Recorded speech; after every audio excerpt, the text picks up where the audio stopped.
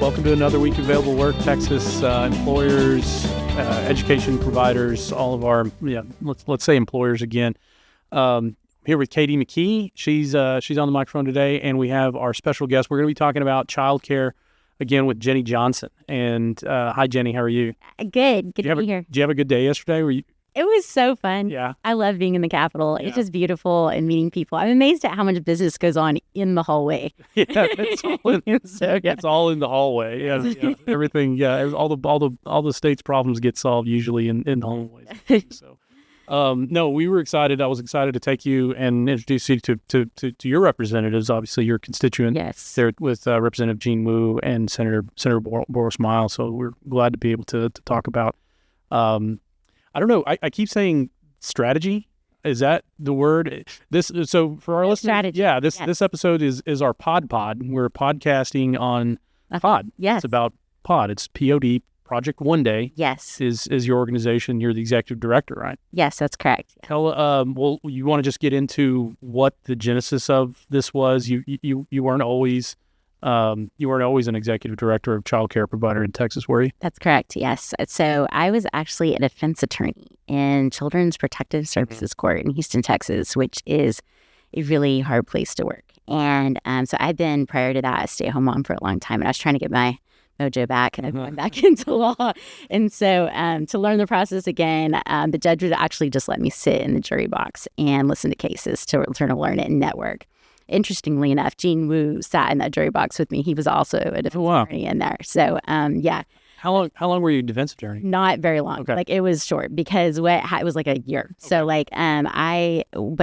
because I was sitting there and I was watching these cases, and all the other lawyers were so busy doing paperwork, and I was just an observer, right? And sitting there taking notes and just listening to these family stories, I noticed there were two themes that kept coming up. Mm-hmm. One was drugs. There's a lot of drugs in Houston. But the other one was childcare. People were doing to me at the time seemed like illogical things with their children in order to get to work. But then I realized there was a deeper problem here. And I really didn't understand how expensive childcare was because I had stayed home with my kids largely. They'd gone to Mother's Day out at church, things like that. But I found myself every afternoon going home and Googling, where is childcare? How can people get childcare, right? And so I learned pretty quickly about the subsidy system, but I also learned that there was a wait list for this. And then I actually began going to daycares to just visit them, to try to understand their cost structure. And I learned that if you make a minimum wage in Houston, Texas, 40 hours a week, you are pulling in a max of $15,000 a year. Daycare for one baby in that town hovers around $18,000 a kid if you want licensed and regulated daycare, not the scary kind. Mm-hmm. And parents were nowhere close to affording it. So their only option was to go online and try to get through the Texas Workforce Commission to try to get the subsidy. But of course, the TWC is like swamped with this huge need and huge wait list. Yeah. And so many parents would not put their name on it. So anyways, this stressed me out. And it was actually, in all my knocking on doors, it was a lady at my own church, actually. I go to Westview Baptist in Houston, and she was the daycare director. And I didn't know her, but I walked in the door and I said, I have a heart for single parents that can't afford daycare, and I want to know what our church is doing to solve this problem. Like, y'all offer scholarships. Like, what are you doing? Yeah. And so she was like, I can't believe you walked in the door. I had this idea. And she said, what somebody needs to do is they need to figure out a way to train the parents to be one of the teachers, like a helper in the classroom. Because if you could do this, you could dramatically lower the cost. Right. So when I first came to the TWC, one of the methods that we talked about, or that was getting kicked around, was priority parents as child care givers, and that was in trying to lower the cost. And people were pretty open to it. I mean, I think that I'm pretty sure that's part of the current system, but not the way you guys are doing it. Yeah, right. Well, when I was visiting daycares, I would find that there were many people that were working in the daycare solely for this fact that they needed income and they couldn't afford daycare. Yeah. Right. So the daycare would either give them free daycare, which is actually rare, or they would give them discounted tuition for working there. So But I took this idea that this lady had, and I had a background in law, right? So I downloaded the minimum standards for childcare, 250-page, very fierce document, and read cover to cover what it takes to open a daycare, and figured out, was this legal? Yeah. Like, could you do this? So we created a model, or I drew it up like on a piece of notebook paper, like, how do you do this? And this is the model. So we actually invite parents with low income to undergo the training to become a child care worker. Right. And so you not like just general volunteers. We're talking fully trained. They go through the system. We'll go through the training here in a little bit, if you wouldn't mind. That'd be great. Yeah. Yes.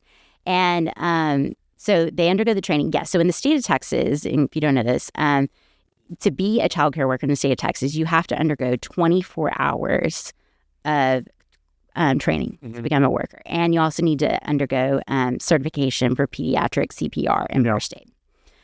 But you can knock this out like pretty quick. And most of that actually initial training can be accomplished online. And then some of it has to be like 80% can be done online, and then 20% can be done in person. So that is actually a very low bar for becoming, like, taking care of precious children, right? But we took that idea and used it to our advantage and said, you know what, it is low, and as parents can knock it out in a hurry. And so a motivated parent can knock it out in about 2 weeks, right, and finish that training. And of course, we do background checks. First step is they finish the background check. And they do this training. We actually do a drug test, which is not required, but we do that before they start to make sure. And we do random drug testing too in our facility.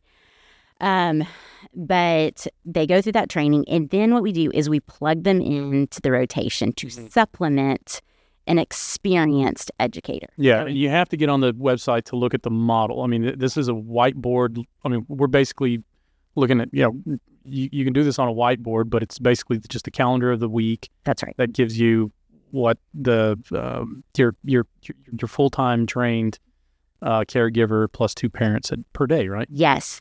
Yeah, I always, my husband laughs at me because whenever we're at a dinner party and he sees me put it in my hand, he knows she's doing the model again. Yeah. but I always explain it on my hand, right? So you can imagine this at home. Okay, so it's Monday through Friday. Think of each of your fingers as a day of the week, like Monday, Tuesday, Wednesday, Thursday, Friday, right? And across, if you think of a class of 10 kids, 10 little kids, and by the way, we exclusively our little place serves infants and toddlers, so ages 6 weeks through 3 years old, because that is the age where childcare is most expensive, and it's also the age where children are at the highest risk for abuse. So we go right to the head of the problem. But Monday through Friday, think of a class of 10 little kids, right? So you have an experienced, paid educator who is with those kids Monday through Friday. And then those 10 parents of the 10 kids, I label them A through J because that's 10 letters of the alphabet. And you plug them in like this. Think of your thumb, like that's Monday, right? Parent A and B is on Monday. Parent C and D is on Tuesday. E and F on Wednesday. And you go across like that. So it's 2 parents a day. So parent A, for instance, volunteers every Monday at our school as an assistant in the classroom. And they are working alongside another parent who can be their new bestie, right? Who understands their dilemma as a parent. And then the lead educator, who it doubles as a mentor, right? It's a leader for the class, but a mentor for that parent. And then Tuesday through Friday, that parent receives completely free daycare. Right. So they can work or go to school. And we do require that they work or go to school because we have donors that are footing the bill for that tuition those other 4 days. And they want to know that that parent is working. So our requirements are exactly the same as the Texas Workforce Commission. Right. 25 hours a week and where they have to be working. Yeah, engage them. And there's a great list of your past caregivers that on the jobs that they do. So and again, this is a pretty big segment of low income families that can approach this. It's flexible schedules, our restaurant industries, and sometimes non-traditional hour types that would be able to take part in stuff like that. And surprisingly, it's the ones that are like 5-day a week too, because with employers, I mean, if y'all are employers out there, like people are frustrated that their employees are taking off for daycare issues, right? And little kids especially, Like they get sick a lot. Even with our model, like attendance, we have to talk about that a lot. You know, and you have to make sure the child is well. They can't get the other kids sick and stuff like that. Yeah. But we had one mom that she was actually a legal secretary. And she worked for this lawyer, but he was frustrated because she kept taking off her daycare. So she did our model. She was a teacher one day a week, and they basically just didn't answer the phones one day a week, so that she could be a teacher at our school, and it worked. Yeah. So, and Katie, I know you're a mother of some sweet daughters, and I always tell Katie, anytime you have problems or any issues that come up, just bring them up here, and we can put them to work. That's right. I don't know about being coworkers yet as we learn to read, but we'll get there. One of them took us up on that. We saw her one time. Yeah, she did pass through the office. Yeah, it was good. So yeah, and we're looking at that. Should we talk? Is it okay if we talk about like the boomerang effect, the attrition? Somebody comes in, if they're able to continue their work or if they're able to continue to meet the requirements. What am I trying to say? People come in with great intent, and things happen. If they have to switch jobs or, within a year, y'all work with people though. I mean, I think that's, we do. We heard. We do. There's, it's the perpetual cycle of like, I need a job, but I need daycare. I need daycare, but I need a job, right? So when families come in, they don't have a job yet. We say, okay, we'll give you 2 weeks to find a job. And this is not you looking for your dream job. It's like, go work at HEB or move in, right? Get a job. Yeah. And then after that, like start hunting for the dream job kind of thing. But yes, we give them time to do that. But we do, so because right now we're not part of the subsidy system, we have to do our own checks on whether they're actually working or not. And we are pretty serious about that. Like we will call professors to make sure they're actually in class and things like that. Because our donors showing up. Are they showing up, right? And because we're watching your kid and all these other parents are watching your kids too. It's a big deal. But yes, we do work with them. But just kind of like, we actually are a Christian organization. And so we are always trying to find that balance of accountability and structure, balance with grace, and that people fall on hard times and we need to have grace for that situation. And so that's a major part of our culture. This model could be implemented in, of course, in non-faith-based ways, but that's our favorite part of us, is because we're surrounded by people that are, really invested in trying to help. I visited, so I went and visited your new location that you were just, you were transitioning or expanding. I think you just found more real estate with a new church there on Bel-Air Boulevard. Yes. And I went and I saw, and most of everything that I saw was like blocks and engineering stuff and more STEM related. I noticed that it's like y'all no screen time. That's kind of no screen time. We don't even allow batteries. Yeah. So that was. We're pretty serious. Not a lot of flashing lights. We're old school. Yeah. And the thing is that kids do their best work with a cardboard box. And I still do. Yeah, I do too. We save the boxes, man. Amazon, we'll save the boxes. So and we have beautiful building blocks, things like that. So the way our classrooms, first of all, the school, we made it beautiful. We wanted a space where parents immediately walk in the door that they feel loved. Yeah. And so the entrance of our space is actually a children's library with beautiful built-in bookshelves and new board books and great lighting and all this stuff and artwork and stuff. But each classroom is set up kind of, it feels more like Montessori. Okay. So that's what I was trying to. Yes, and so Montessori. But then so there's two popular fields or areas of childcare, and Reggio Emilia and Montessori. I would say that we're a mashup of those two, because Reggio Emilia puts a heavy emphasis on community and engagement of community, and Montessori is the classroom is more structured. Like you have set up little trays for the kids to do activities and things like that. But in both of these environments, you have a lot of non-traditional toys, cardboard and plants and, lots of outside time and time to get dirty. We just got in these adorable little rain suits. They're like yellow, little complete head to toe little suits that the kids wear. They look like little duckies when they go out onto the playground. We had so much fun when we opened them.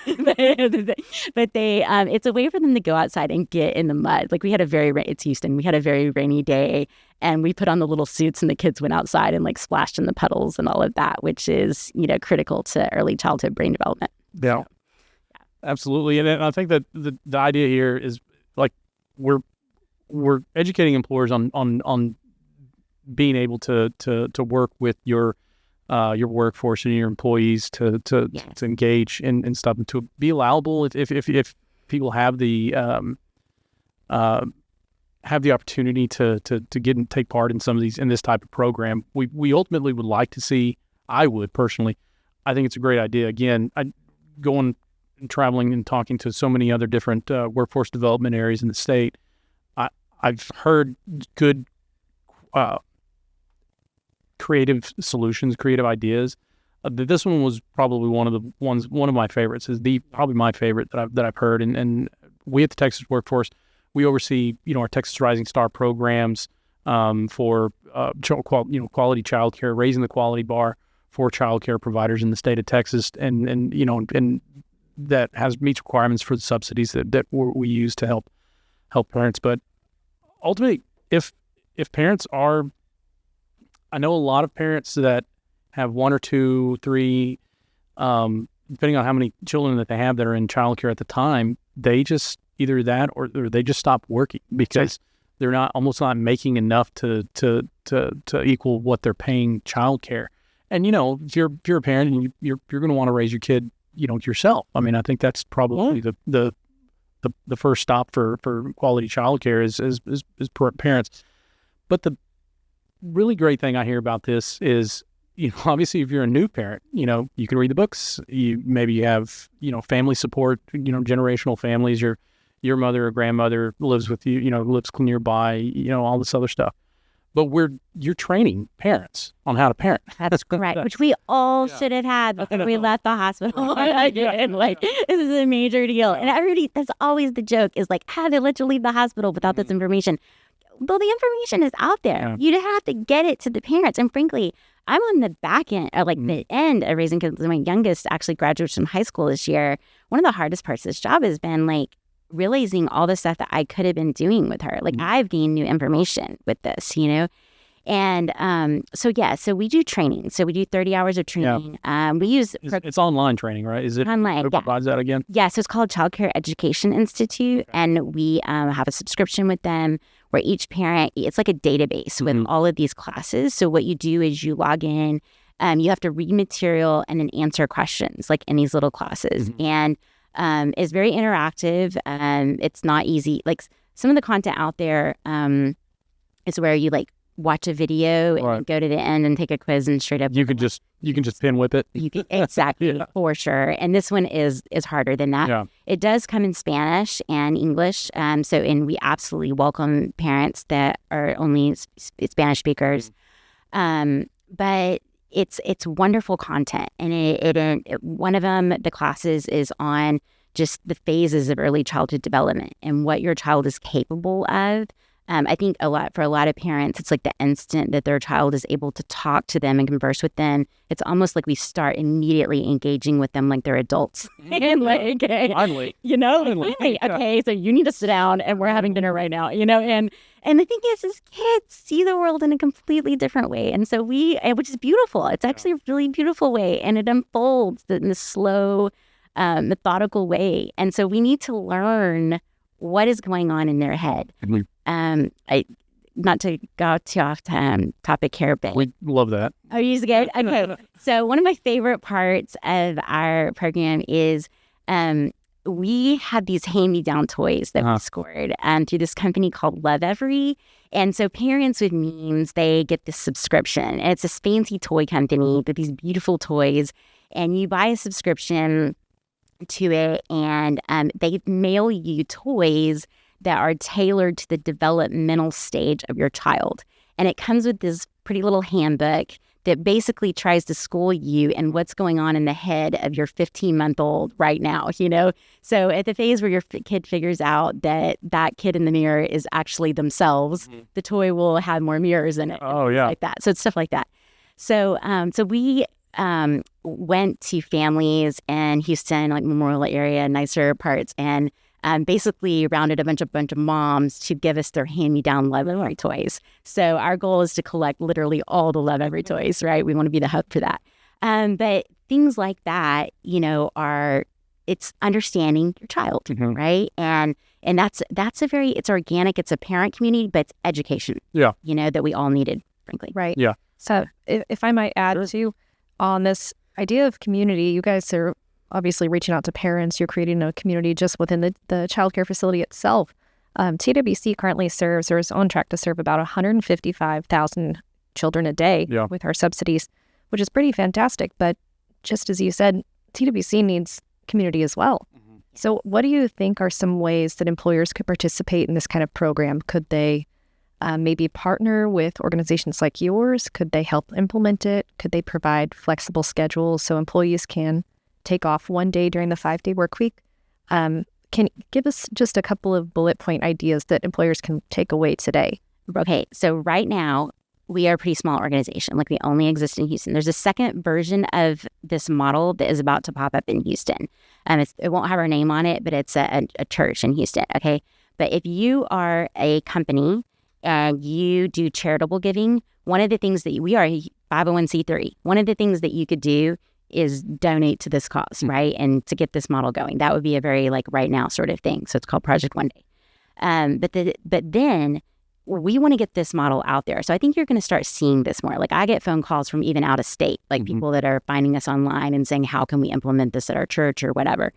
So begin thinking now in your company about ways you can have that 4-day schedule for your employees. And because our program, it provides 40 hours a week of childcare for families, but it's over the course of 4 days. Yeah. Because we're open 10 hours a day. But one of those days that parent is going to be with us, and then the other 40 hours, they could work for you.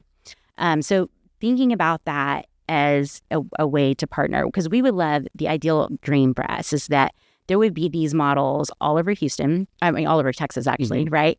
But then there would also be a list of employers who are excited to have employees who are participating in this model, and they will give their employee one work day to be a teacher.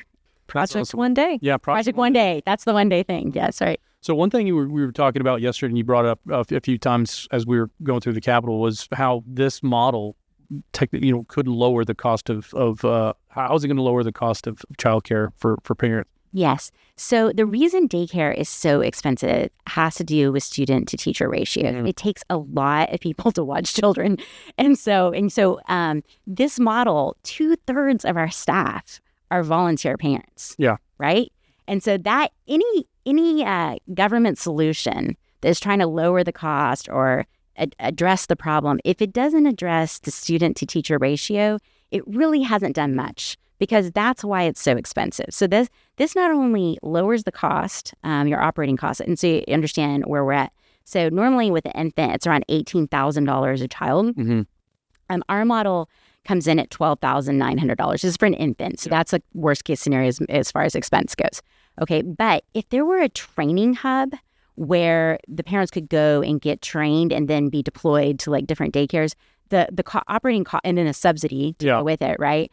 That cost would be around the $9,000 range, depending on the cost of that training hub. But it would be, that would lower the cost, and that really is the solution here, we think, to address the childcare issue. And I think we're still trying to work on some of that, because there's federal requirements on a 5-day and 4-day, and we're still trying to unravel and untie a lot of that information. And thankfully, all of our great workers here, our great representatives from our child care division here in the office is we're working with that. Yes. Going through, taking a look at this model. So that's great. But yeah, no, that's always great. I mean, it's taxpayer savings. It's helpful for families. It engages more parents that are able to take advantage of a great program to get them working more, I guess. That's what we want to as I'm a taxpayer.